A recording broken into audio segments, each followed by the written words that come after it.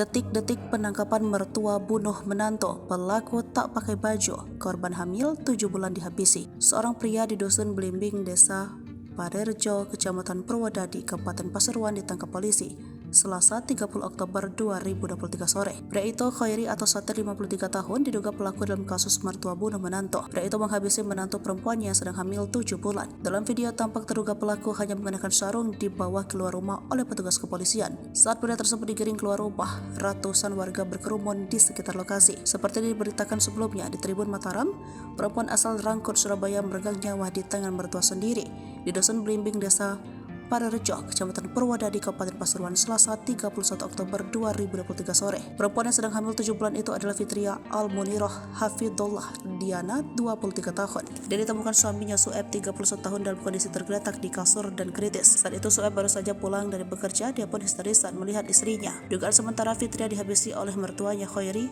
atau Satir, 53 tahun. Indikasi ada luka di leher korban. Di rumah itu korban memang sedang rumah bersama orang tuanya, sedangkan suaminya sedang bekerja untuk memenuhi kebutuhan keluarga. Korban meninggal dalam perjalanan menuju Puskesmas Purwodadi. Kapolsek Purwodadi AKP Pujianto menyebut pihaknya sudah mengamankan pelaku yang diduga kuat tega membunuh anak menantunya sendiri. Dia menyebut pelaku sudah diamankan ke Polsek untuk mempertanggungjawabkan perbuatannya.